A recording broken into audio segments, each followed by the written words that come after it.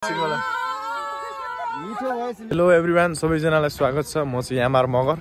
So म चाहिँ first time चाहिँ मेरो बुढीसँग चाहिँ भ्लग बनाउँदैछु, किनकि अब यहाँ चाहिँ गेम सञ्चालन होला।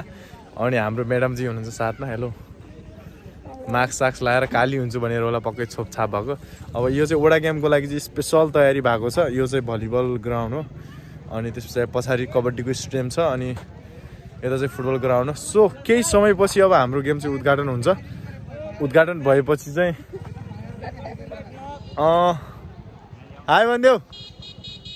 जति उता गएर सब्स्क्राइब हान्नु पर्यो। उताको यता आउनु पर्यो हैन, उताको यता आउनु पर्यो। ल सबैजनाले भाइको लागि सब्स्क्राइब गरिदिनु होला। सो मेरो चाहिँ यो लेस्ट पहिलो चाहिँ हो।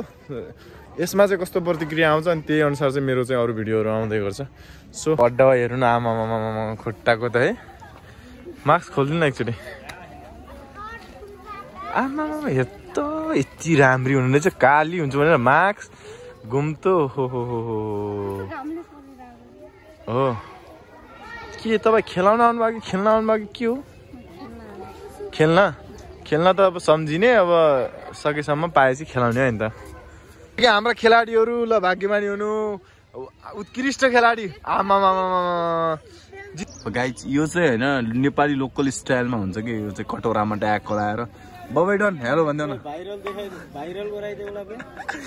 भाइरल त भइहाल्यो तिमी नाच्थ्यो बबैडन। सो गाइज चिन्नेले कमेन्ट गर्नु होला चाहिँ कोले चिन्नुहुन्छ हाम्रो राजालाई।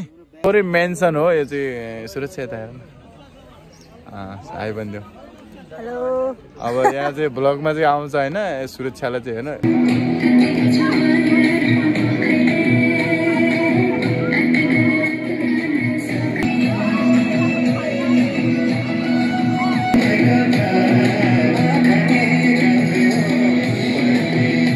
सस्तो दिनु न। 5 रुपियाँ खाले छैन?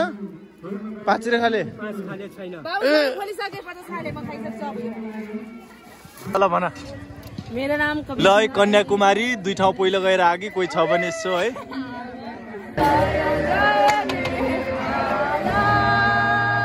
ल भन्नु त अघि के भन्नुभएको थियो? यदि अगर राम्रो लागेन भने हजुरले ठ्याक्कै फाल्दिएर मलाई ठिक लागेन दाइ भनेर यतिकै जानु। पैसै लग्नु न। ओ माई गड, ल खतरा च्यालेन्ज आउनु भएको छ। अहिले चाहिँ के नरेन्द्र रहेछ है, सुनिताको रहेछ, दुईजनाको प्लानिङमा।